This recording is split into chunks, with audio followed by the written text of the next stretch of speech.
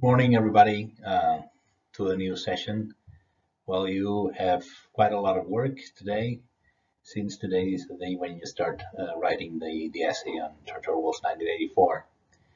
And in order to help you understand the novel that you have, I hope, already read, here's this topic, like a special session on George Orwell and 1984. Okay, so today's question are four of them. There are four of them only. First is about the main events in George Orwell's life, uh, because, as I say in the notebooks, sorry, in the classroom note, the class notes, um, it's important to know that the life of the main character of the writer, sorry, in order to understand his books. Normally, they say that you have to separate when you are dealing with a novel. You have to separate the main character from the author, but in George Orwell's case, this is especially difficult. And and we will see a very eventful life, a life that is very different from ours, especially these days, where we just stay at home all that whole time, or will did a lot of things during his life, his short life. We will also see how 1984 came to be written. No, we'll focus on how the novel was written and what were the main influences that he had and how he decided to write, why he decided to write it, which is a very connected to his biography. Then we will see what is the Orwellian fictional situation, because there's a pattern that is very clear to see in 1984, but that repeats itself in all of his novels, which means that that pattern or that situation that Orwell described was a major concern for him. And I think it's very relevant, not only today, but always. I mean, the situation that the main characters are in his novels, it's something that anyone can relate to. We will see what it is. And finally, Orwell's relevance today. I mean, if we focus on 1984, probably as you read the novel, you have realized that many things that you see in that book are where you can see traces of many of the elements of the book in lots of items of popular culture. We will see a couple of them in this presentation, but there's a very long list of them in the class notes. Well, I've decided to include this slide with the major five biographies that have been written about George Orwell. Uh, the last two were published in the year of his centennial. I mean, Orwell was born in 1903, so after 100 years, there were a couple of them.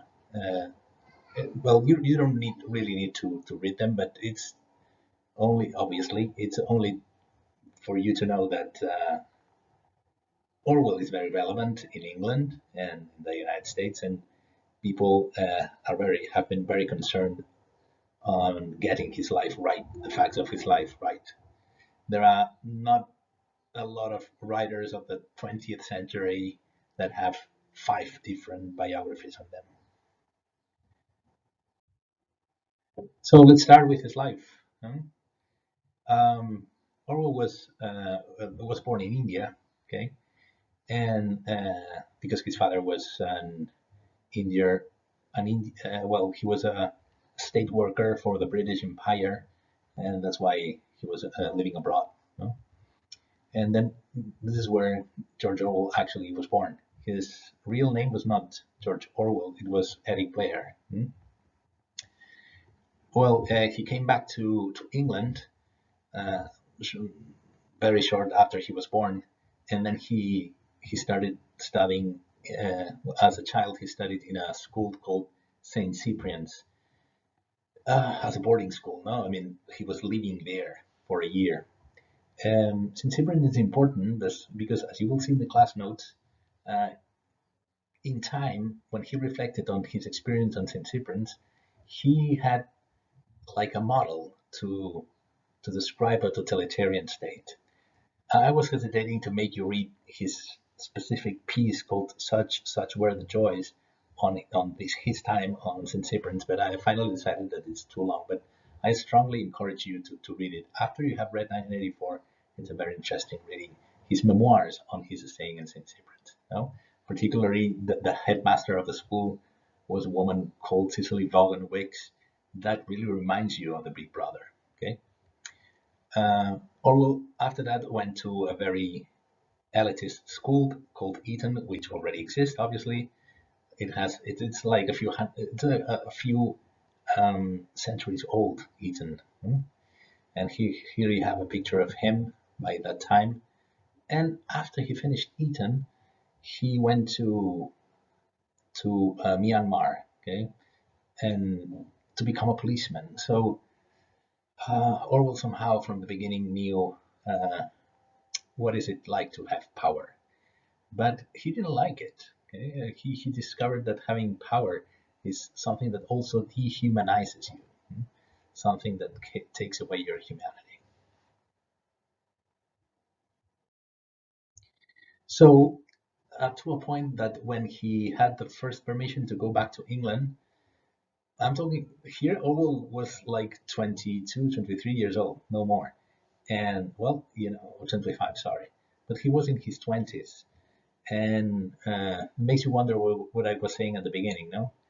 I mean, Orwell, by his age, by that age, had done many things in comparison to what an average guy of 25 years old does today. No, well, as I was saying, the first chance he had of resigning, he did. No, after 5 years in Myanmar, he got a permission to go back to England, and he resigned. And what did he do from there? He decided to change his life completely. He decided to become a writer. And the first thing that he did in order to have materials from his first book, he was what he did was to go penniless, to go hard up. He went to Paris and he lived quite voluntarily as a poor person, and he hired himself in cheap restaurants, and he worked a lot as a dishwasher. Uh, and also when he came back to England, then he started working as a school teacher and as a bookstore clerk. He also would disguise as a tramp and go up and down with other tramps, experiencing the life of poorness. No? He did that because he had been belonging to the ruling class as policeman, and he wanted to experience what it was like to be poor. After that, obviously, he wrote his first book, Down and Out in Paris and London.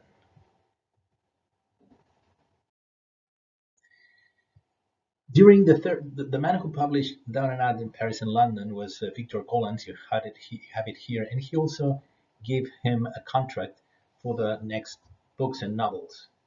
Now, Victor Collins was a communist, and Orwell, as a person who was concerned with the poor and social injustice, Orwell was also a socialist. And in the next years, he got more and more involved in politics. Okay? In During the 30s, he wrote his second book was Burmese Days, in which with a novel, he resorted to his experiences in Burma, and also wrote The Clergyman's Daughters and other. It's very interesting. Keep the Asp Flying has to be very interesting for people like you who are starting to work in a company in the future, because the main character in Keep the Asp Flying is working for a publicity company, no, advertising company, sorry. And he resigns from the advertising company in order to write poetry. Again, the same pattern of being trapped in a situation. We will see it later on, and changing your life. Basically, what Orwell did. So during these 10 years of the 30s, he also was commissioned by Victor Collins to write a book similar to the first he wrote, Down and Out in Paris and London, which is his experiences as a tramp. The Road to Wigan Pier was a documentary. I mean, it was a book, no, a reportage explaining his experiences now by mixing with the unemployed people in the north of England, and also with the mine workers. During these years, as I was saying, Orwell got more and more involved in politics, and he finally decided to go to fight against Franco in the Spanish Civil War. And after the experiences, after the month he spent in the front fighting in Aragon, he was shot in the neck by a sniper. So everything went into this book, Homage to Catalonia. Now, Homage to Catalonia is a very important, well, his experiences in Spain are a very important source for 1984. Because as I say in the class notes, in Spain, in Barcelona, he experienced political persecution. He experienced political terror. Okay? Barcelona in that time, Catalonia in that time was under the main influence of the PSUC, Partit Socialista Unificat de Catalunya. They were in power.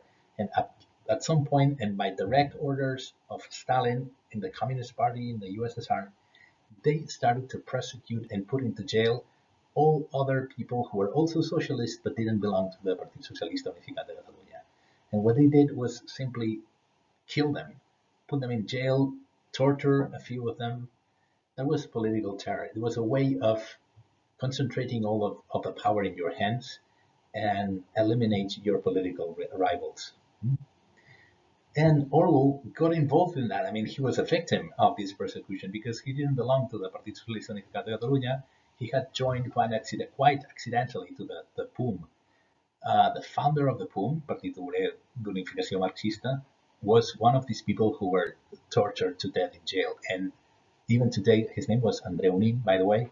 Even today, we don't know where his body is. So all historians assume quite safely that he was tortured to death, but the body has not yet been found.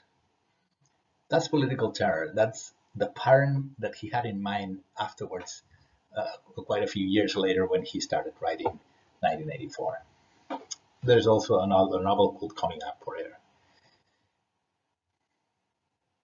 By the way, Homage to Catalonia wasn't published by Victor Gollancz because Victor Gollancz was a communist and he partly disbelieved what George Orwell was writing in this book, saying all the lies and all the foul deeds that the communists did in Spain, and he wasn't obviously not going to publish it. So Homage to Catalonia was the first book published by Frederick Warburg, who was finally the publisher of 1984, another of the novels of another and Animal Farm as well.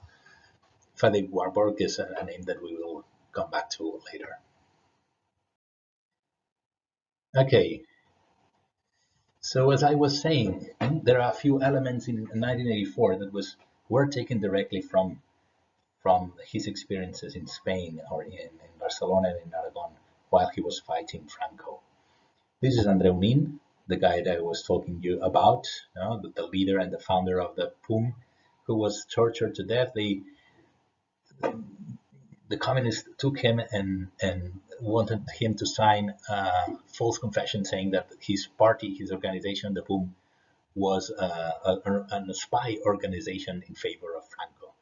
This was awful because many of the PUM members had been fighting in the front together with George Orwell against Franco. So it was very, very cynical to accuse them of being spies on Franco's pay. And also you have a picture here of the general headquarters of the Partit Socialista Unificat de Catalunya. I don't know if you recognize this, but this building is at the Plaza Catalunya. And here, by the time it was Hotel Colón, they had a picture of Stalin and another one of Lenin at the facade. So the elements that he took from these days that went into 1984, first was political terror, obviously, the repression of any people who thinks different from the party in government, which is in government. And he also saw during these days in the Spanish press a lot of lies, a lot of reports on battles where he had been, and that was they were fantastically modified.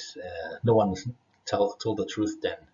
And he also said in Homage to Catalonia that they were news that were a complete fabrication of news, total lies, total false. And finally, the 2 minutes hate.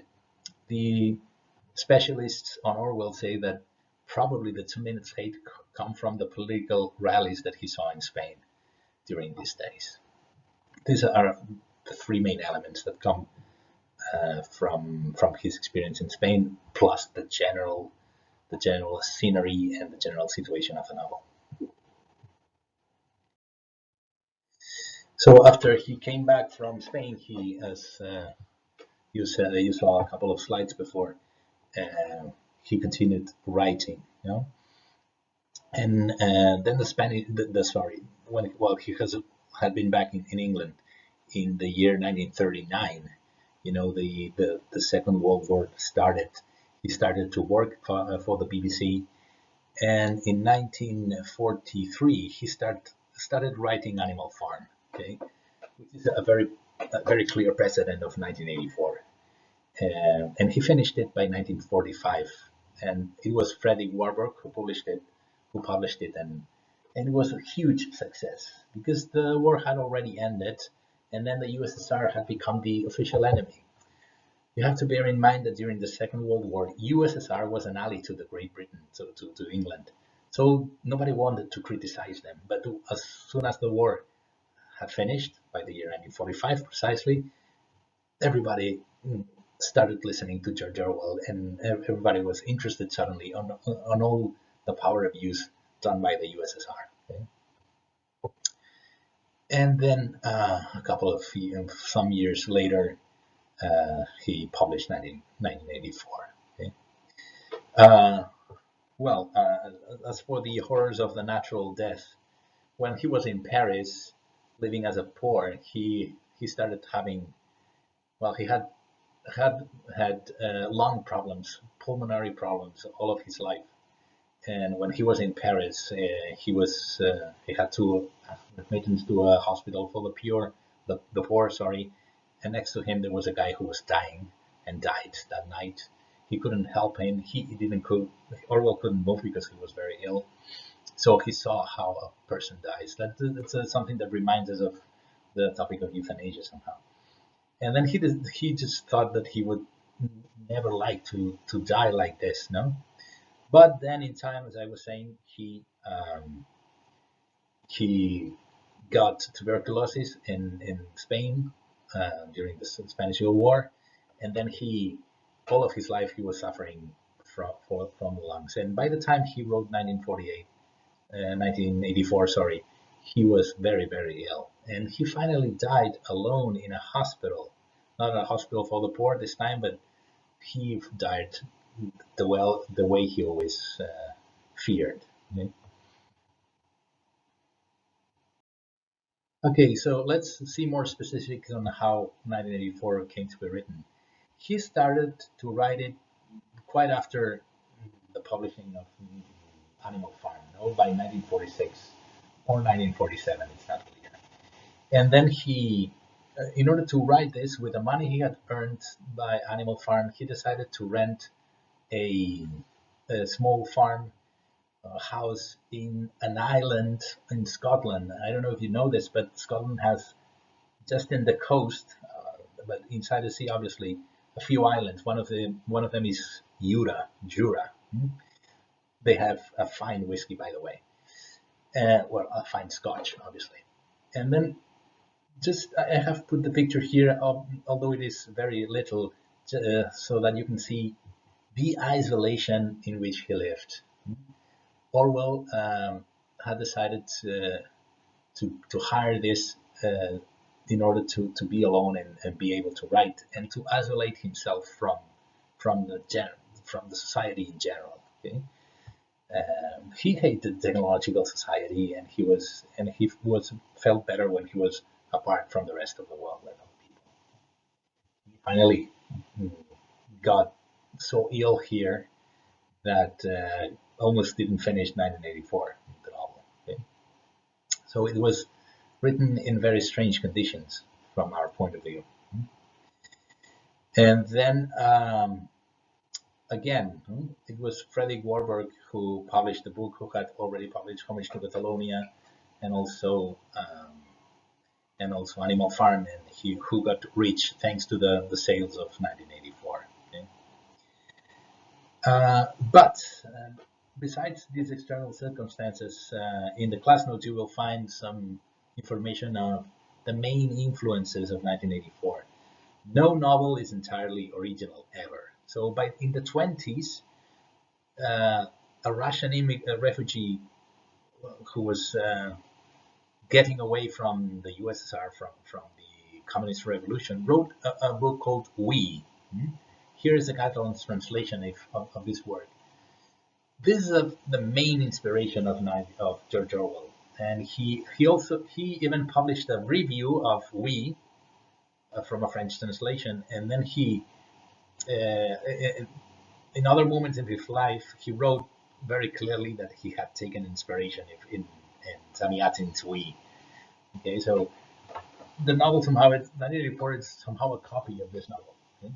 And he has all other influences like Jack London, who wrote also in the same time in the 20s a novel that was also a dystopia, and was which also happened in the future, and in who also which also depicted totalitarian society, more a fascist than communist, but basically the same idea. No? So Orwell also stole from Jack London's The Iron Hill. Yeah? Well, all these novels have a very strong meaning, political meaning, obviously. You know? All these novels are humanist novels and also liberal novels. No? You will find these concepts also in the in the class notes, meaning that, as you can see here now, Orwell thought that the individual liberty is the most precious treasure. Then, and yet that in order to be human, you have to know how to be alone. You will have noticed that in 1984, Orwell described a society in which the individual is constantly under surveillance. No, Big Brother is watching you, and so somehow we have that today through the computer. No? We leave a trail of data everywhere, and with everything we do with the computer. So anyone with access to that can know everything about us. Orwell thought that was the main way to lose your humanity. What else? There is another important meaning of Orwell's books, Orwell's novels. No, Orwell was a journalist and he wrote extensively, not only novels, but basically a lot of documentaries and also a lot of opinion and a lot of news and criticism and so on. But in all of his novels, you can find the same pattern, which is very interesting. No, especially it's called it the Orwellian fictional situation, and this is basically what you find in 1984, but you can find also in his previous novels.